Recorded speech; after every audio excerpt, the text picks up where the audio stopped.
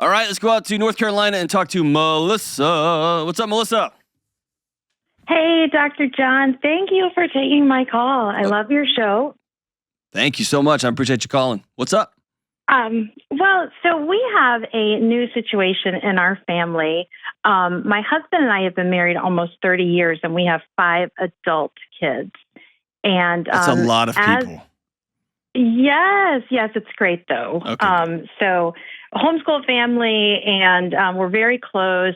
We're a Christian family, and we're kind of always in our kids' ears, and trying to guide them and shape them even in their adult life. So how very helicopter-y of you. Yes. I'm sure they never go out for chips and queso to talk about, God, did mom call you too? That never happens. So good. Okay. All the time. It's like you already live here. So yes, you have nailed me perfectly already. So good. Good. All right. So what's up? Recently, none of them have been married. Okay. I wonder why. I wonder why. Was anyone ever good enough for Mama Melissa? I always told my kids when I was raising them, we didn't do the boyfriend-girlfriend thing. I always said to the boys, I said, you don't need a girlfriend until you need a wife. And to my girls, I said, you don't need a boyfriend until you need a husband.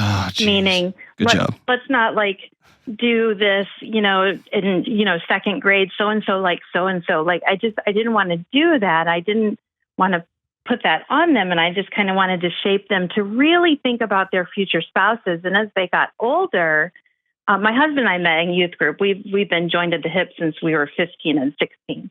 And we're best friends. We're very united front. And as the kids got older and into, teen years and stuff, I'd say, you guys really need to think about what characteristics you want in your future spouses, and all of that. See how they act with their parents. See what their parents' relationship is like.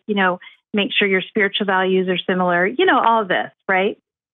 Well, our 4th child, who is a boy, joined the Marine Corps when he was just shy of 18, and he just entered his 5th year of service. And lucky us, we're stationed pretty close. He's stationed pretty close to home. He met a girl online and fell madly in love, and they eloped very quickly. Very quickly. In fact, it's kind of a situation like she I can't help it. Yeah, go ahead. It's hilarious. Your lack of it's not. But your lack of approval is so endearing.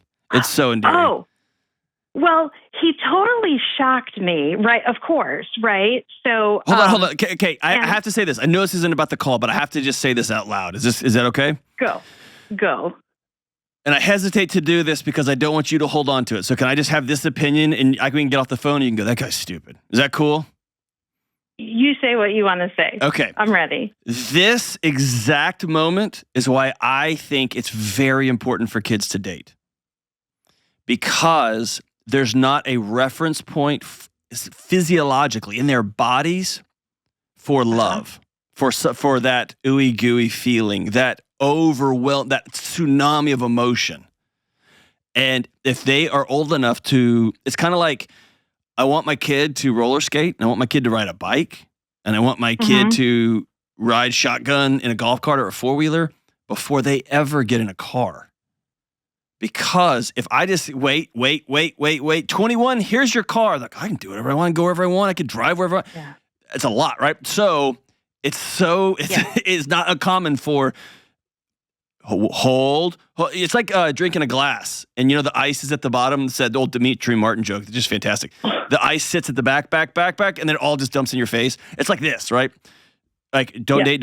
Yeah. I found someone online. She says, I love you. And it's like, let's get married right now. And it's just this whoosh, and all of a sudden it's like, no, and you've lost it. My second favorite thing is when you said, he totally shocked me. And I want to tell you, the unbridled passion of a child can't be held by their parents. It can't be held. And in fact, you don't actually want that. I think you want to protect your kid from any sort of hurt ever they're going to have. And by doing so, you rob them of all of their joy too. all of that wildness, all of that I did it on my own, all of that crazy. And that becomes about you, not about them. But so every kid you have, I hope they shock you. That's what kids are supposed to do. Because we didn't, they weren't little puppies that we trained to not pee in the house, right? These are wild men and women that we are releasing into the world with our love and with the lessons we taught them and our values, and they're going to come up with their own. You see what I'm saying? It's a terrifying enterprise, and here we are. Okay, so I just interrupted you I had to get that out of my system. So we're back now. No, it's good, and I agree. And this girl is girl number 3 in his life, so he's only dated 2 other girls. So to your point, I get it. It's in the past. We can't change that. So here we are, right? Exactly. Here we are. Exactly. Okay. So he eloped. He got married. Okay. Pretty much.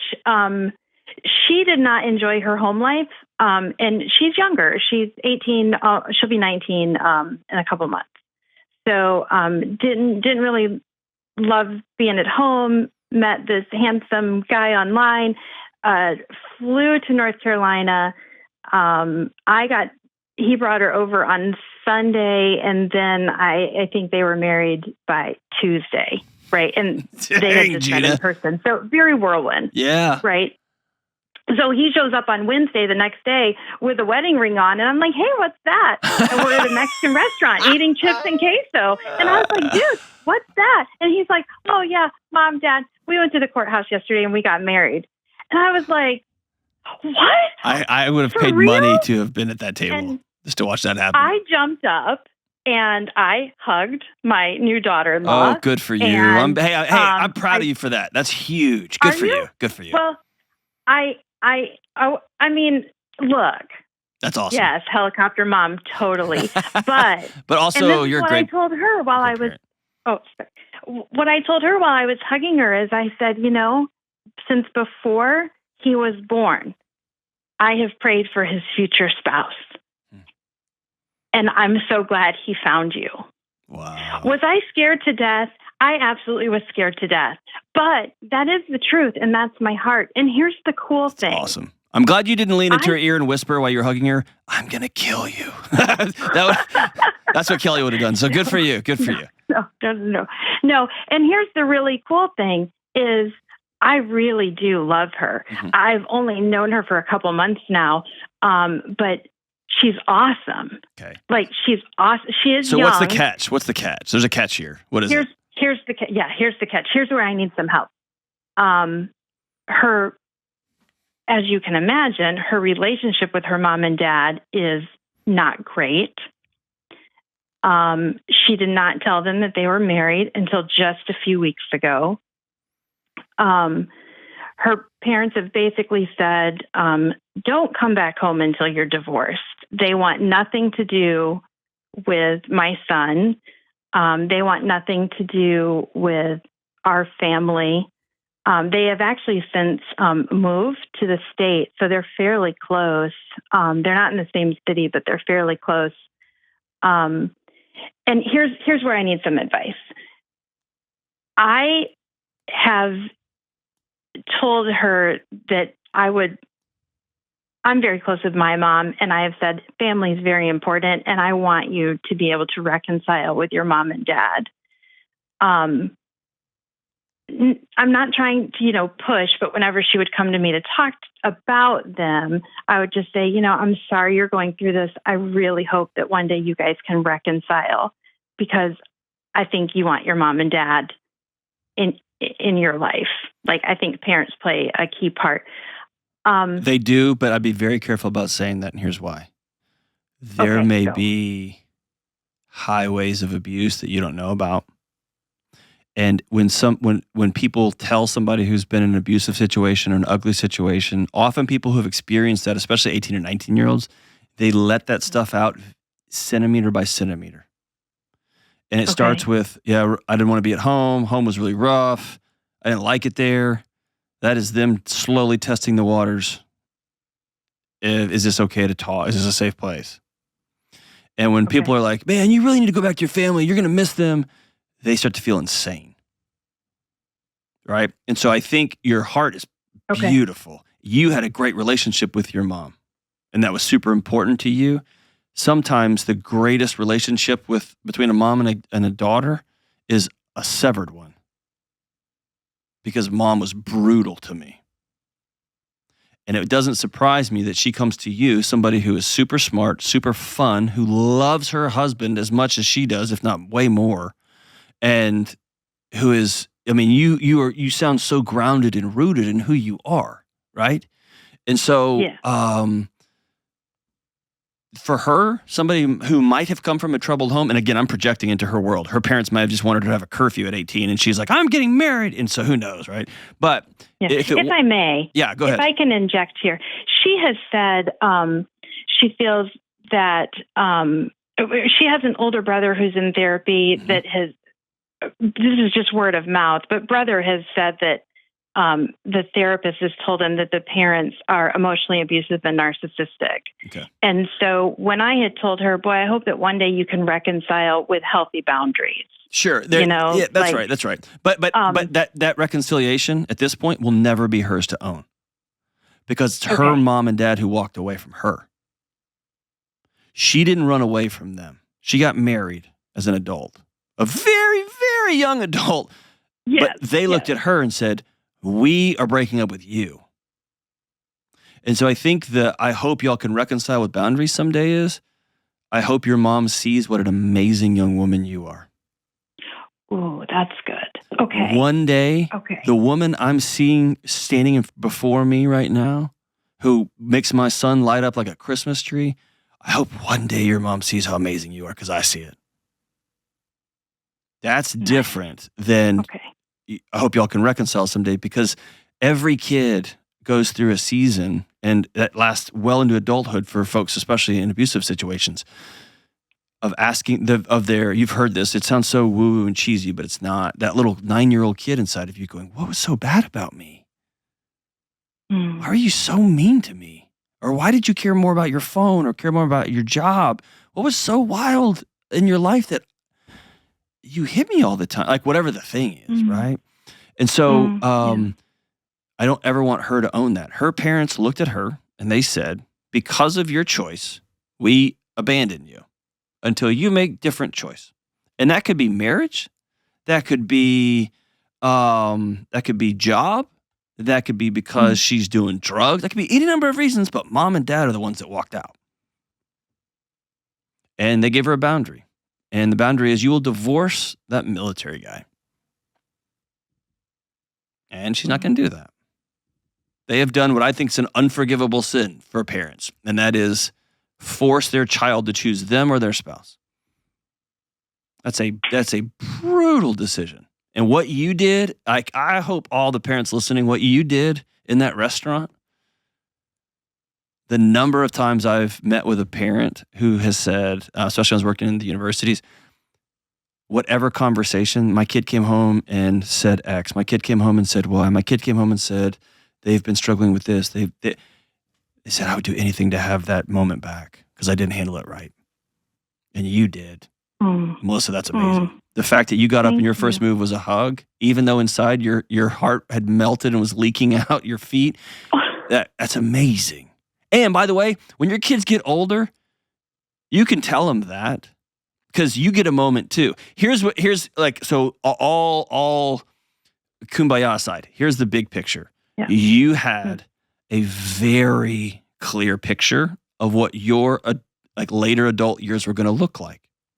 And it was going to be your sons would marry beautiful girls who would look like X or Y, and your daughters would marry beautiful boys who looked like X and Y, and all of y'all's family would vacation together, and y'all would hang out, and it was going to be, and that wasn't your picture to paint. And so there's going to be a true grief that you have because you have been a parent who's tried to control every variable since they were 0.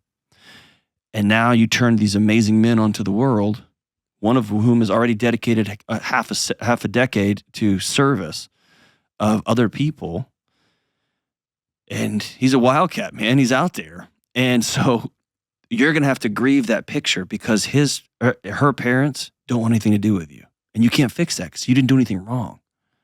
Okay, and that's the picture I think that I'm grieving. Like, I love her for him, and I love their story. And I think the longer their marriage lasts, the cooler their story is going to become. Absolutely, right? yes. It's like a Nicholas Sparks romance novel developing, or one of Kelly's murder podcasts. It could go either way. Way. Okay. I'm just kidding. I'm totally kidding. Right. Either or. I'm totally playing. But you're right. This could be a beautiful story, but it's theirs, not yours. Yeah, but you're right, because my husband and I met at a Baptist church, and his parents are friends with my parents, and we don't vacation together, but we could. And so the second part of my question was not just how, should I stop suggesting that she reconcile? What should be my words to her? Which, thank you, that's perfect. I love that. But the second part was, I haven't made contact or tried to make contact with her mom and dad. I actually did meet her dad. He showed up at our house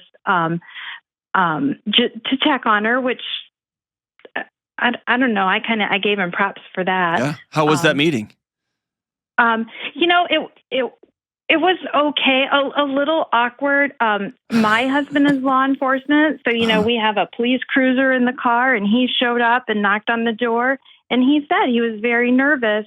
But this was shortly after she had come down here, and they just wanted to lay eyes on her because she had really put just a hard stop. She wasn't responding to texts or calls or anything. And one day, if my daughter Josephine listens to this, if she ran off and got on a plane and married somebody at 18, I can guarantee you I would be on that front porch the following day.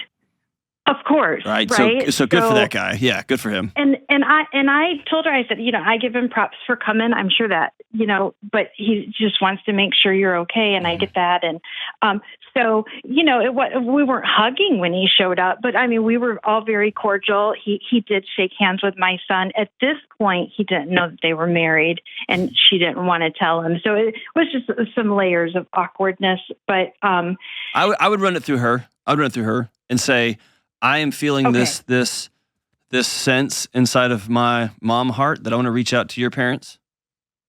Let them know that you're safe and that you're doing amazing, and that if they ever want to connect, we'd love to connect with them. And she might tell you, please do not do that. And at least in this season, I would honor that. Okay. All right. So or she might say you can do whatever you want, but I would again, what you're giving her is something she may have never had, which is an older adult who trusts her, and that you are in a weird way practicing your new relationship with her, and that is you going first, saying, "I'm trust you. Here's what I think's the right thing to do. I think married parents at least need to wave and say hi to each other and shake hands." So I'm feeling this mom sense to do that. I wanted to just sit down with you.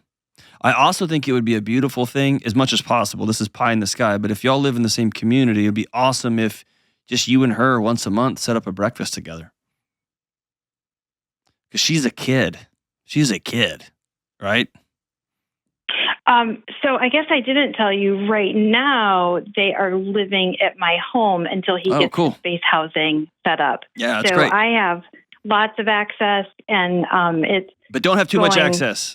Oh, actually, you know what? You have as much as you want because they're in your house. That's what they get for getting married and then moving into their mom's house.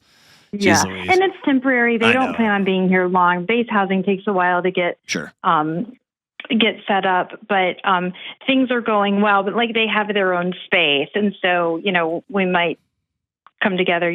I get to see her every day. But she's found a job already. I mean, she's really doing amazing. So you are gonna be moved by the run-ins, what I call accidental community. You're gonna be moved by the hallway interactions in the early morning at the coffee pot interactions.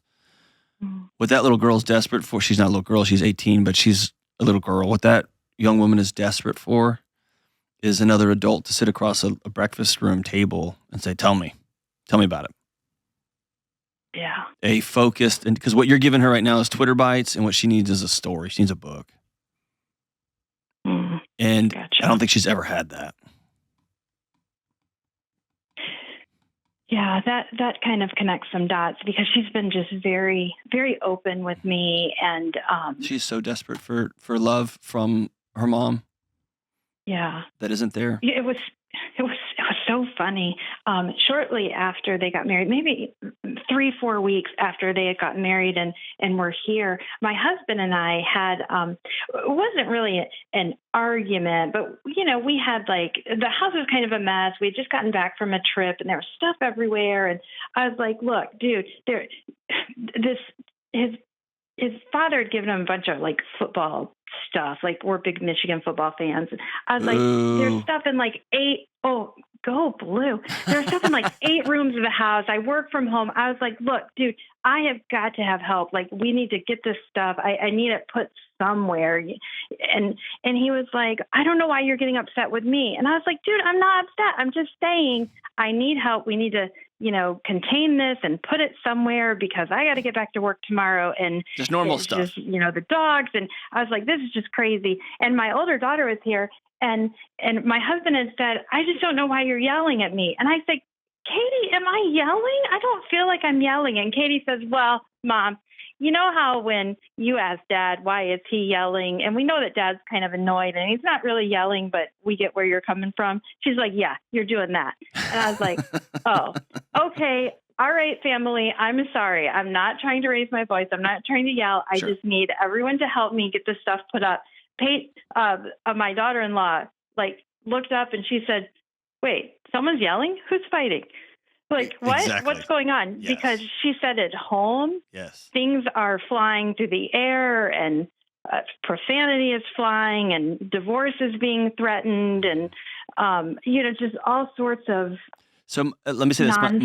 My wife said this the other day, and it was instructive, and I'll leave you with this.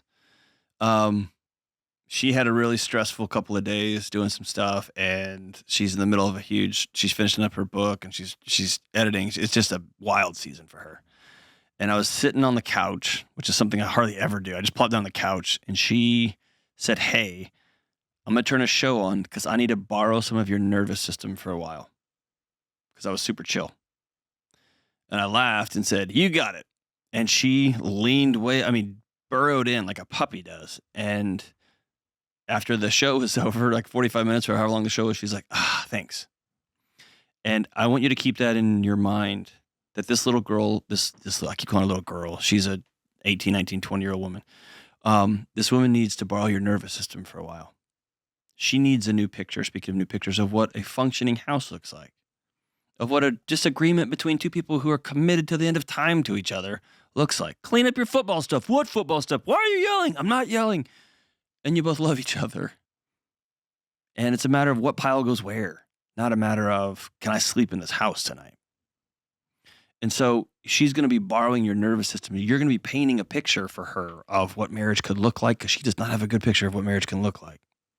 And it will be 100% to be expected that the first fight she gets in with your son, that she flies off the handle because that's what she knows. That's what her body knows. And you're giving her another picture and another picture. And if you set up a once a month or once every 2 weeks breakfast together, not at home, but in a different geographic location, you'll sit down and you talk and you listen way more than you talk and just hear her story and look her in the eye and let her know that she's loved and okay, man, you're talking about, that is generational change now.